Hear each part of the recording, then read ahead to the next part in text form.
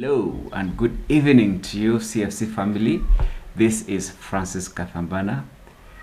I'm a psychologist and a coach for winning couples.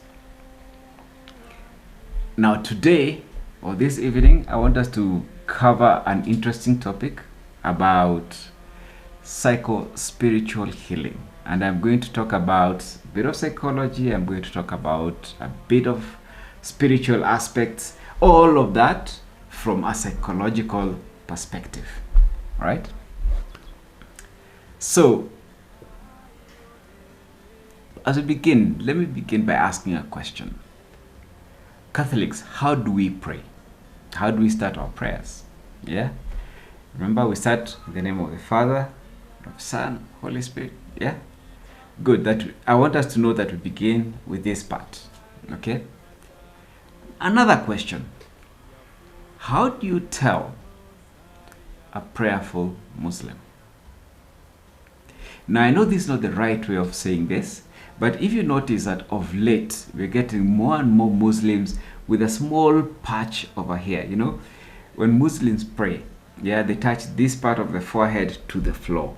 And so nowadays, we're beginning to see more and more of them having a small patch around here, showing that every time they are actually touching the floor, their head to the floor. Okay. Another question. How do you tell a Hindu? If you notice, most Hindus also have a red mark right over there. Okay. So right over there again. And then I am sure you've seen pictures of the enlightened Buddha. Yeah? And if you look at the pictures of the enlightened Buddha, again, they have a big light emanating from right in front of their forehead outwards. Okay? Allow me to go further. We have Jews, and when Jews pray, what do? They wear a cape, isn't it? It's called a skull cap, if I remember correctly. Right over here, yeah, covering right over here. The same one that the Pope actually uses. Again, a small cap that covers right over here. All right. So, what's this? What's all this? This part of the head, yeah, and prayer and religions, and all religions seem to have something around this part of the prayer, this part of the head. So it turns out that there is a part of the head right over here called the Parietal Lobe. And for a lot of us, for a lot of people who mistakes, like these guys who do yoga, these guys who do a lot of prayers, you know, when they're doing that and they do the images that they do for the head, the fMRIs, you know, this part of the brain lights up when they are involved in that deep spiritual activity. In fact, they say, some psychologists and some most psychologists actually say that when that part lights up, it's like there's a direct connection to God. You know, if you remember those old days when we had telephones and you needed a direct call. So when you're praying and that part of the brain lights up, then direct call. It has gone directly. So the study, right from 1994, there was a study around something called the biology of belief. Okay, where they were trying to figure out that connection between the body and spiritual activities and health. And people actually, right from 1994, they did discover that, yes, it was already known that when you involve yourself in spiritual activities like prayer, like being part of a community in church, that you are a lot healthier, that you are you function better as a human being, as yeah. And then when they actually imaged the brain and actually started seeing where that part of what lights up when somebody is doing this prayer, then they discover that activating the parietal lobe is actually what is the real thing when it comes to getting a better life, a better health, a better sense of well-being. Okay? Now, once we discover that, then we know that we can actually activate the parietal lobe. All we have to do is do these things that these people who practice spirituality actually do. So, for example, if we engage in deep, sincere prayer, when we are engaged in meditation, when we are engaged in, that feeling that comes when you're completely full of gratitude. Okay, these things tend to light up the parietal lobe. And once we are operating from that place where the parietal lobe is activated, then we start getting the benefits of that. We start looking younger. We reduce the possibilities of getting lifestyle diseases. We become healthier in so many ways. Yeah, basically, engaging in those things that light up the parietal lobe means that we become healthier. And there are people who postulate that you actually engage your natural healing properties when you start lighting up your parietal lobe. Right? Now, it was also discovered that there are things that inhibit how the parietal lobe actually works. Yeah? And two of them. Number one is trauma. Number two is pain. So we know for a fact that if you're traumatized, then there are certain parts of our brain that we have less access to. The same way, if you're experiencing intense pain and it's all about survival, then the lower parts of the brain are activated, the higher parts of the brain are not, meaning that in a sense, when you're in a lot of pain, then the parietal lobe shuts down. And the less we activate something, the less it's available to us. Right?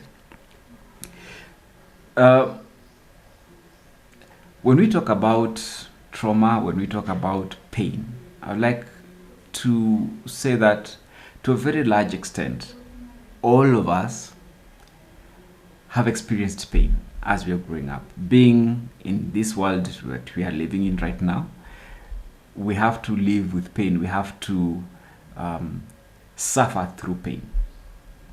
Okay?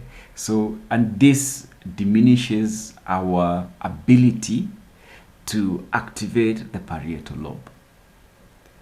Also, if we were to look at the current literature, more and more people are beginning to talk about something we call intergenerational trauma. And what is that? This is trauma that is passed down into generations. Yeah? So, for example, if your father was involved in a traumatic activity, it changes them or changes him in a certain way, and that trauma is passed on to you. If your mother was involved in a traumatic event, again, that pain changes them and is passed on to you one way or another. And please note, I'm not talking about genetics.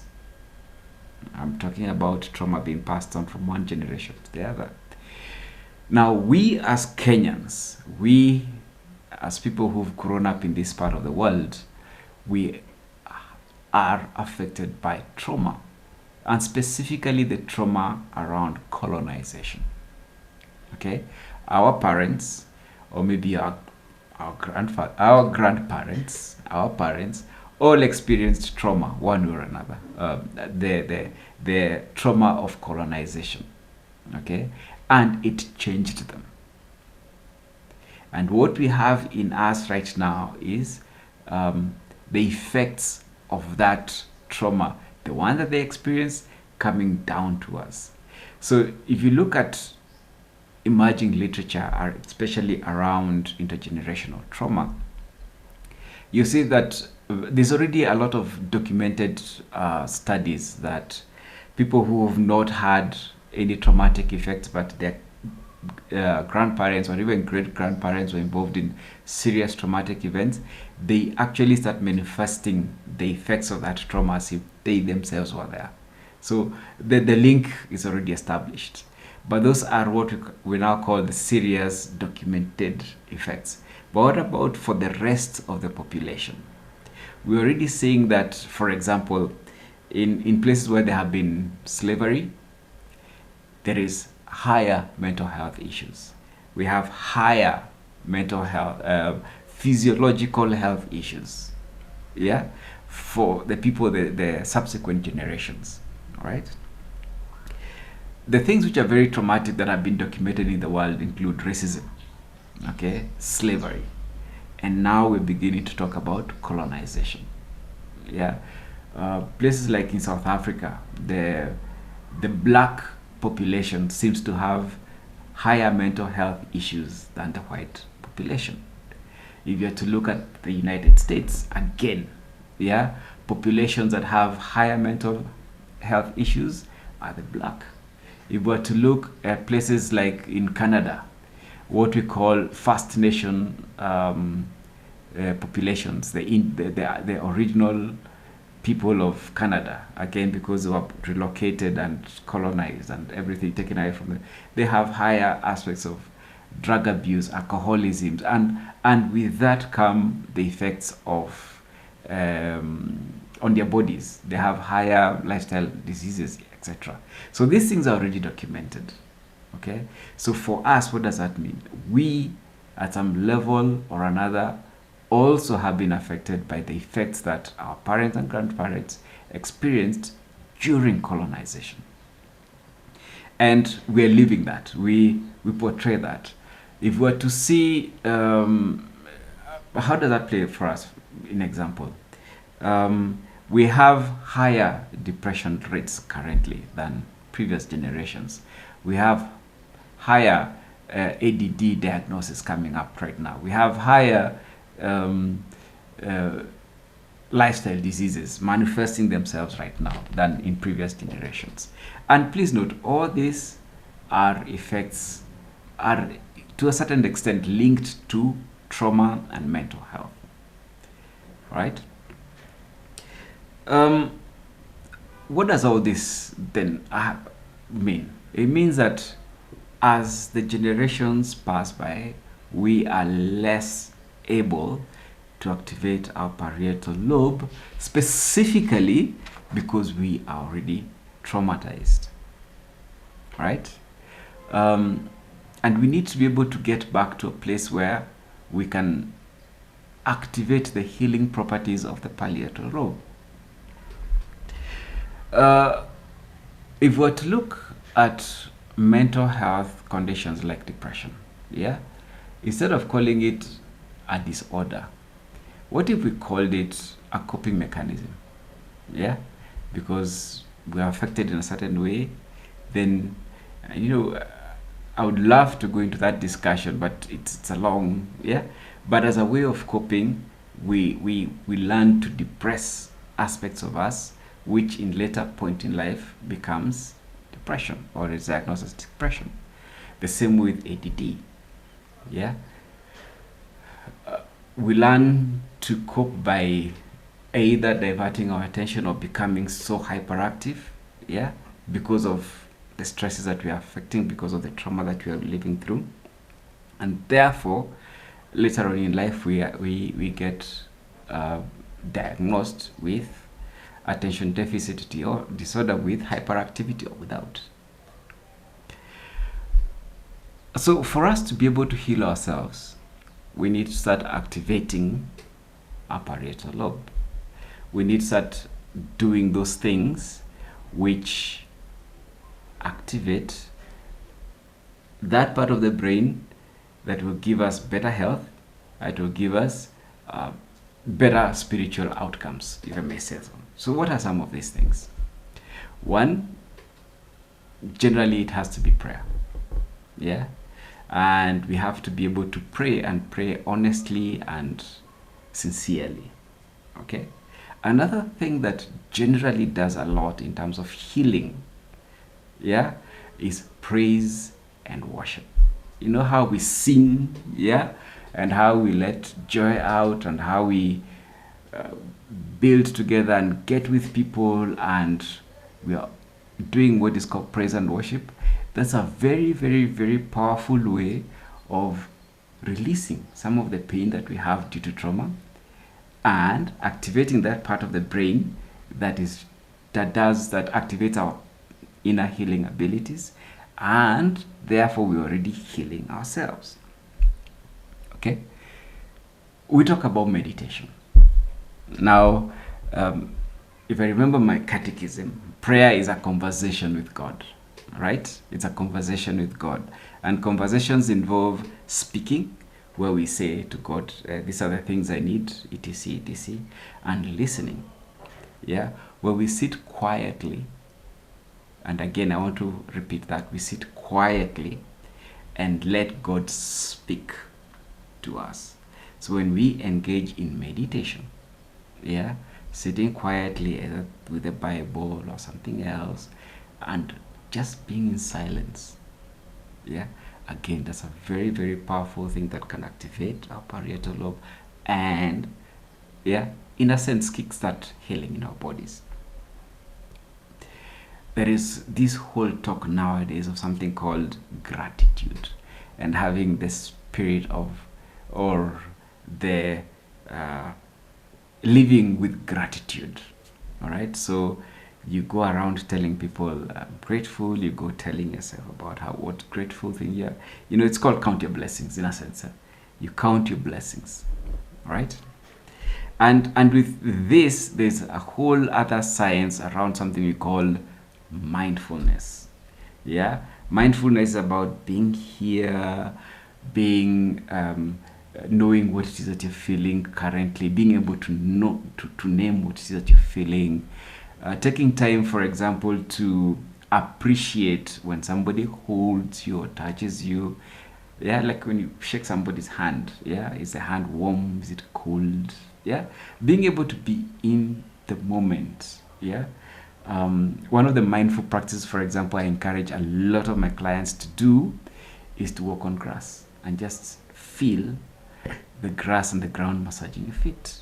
Yeah, something as easy as that. Taking time to be in nature, and not just being in nature, then you're walking and then you're letting your mind, but being present, feeling the wind, smelling the flowers, noticing the butterflies, being at the moment. All right. Then of course, I've already mentioned being in nature, because that's a very powerful thing. Just being in nature, again, is very good for activating the parietal lobe. Yeah.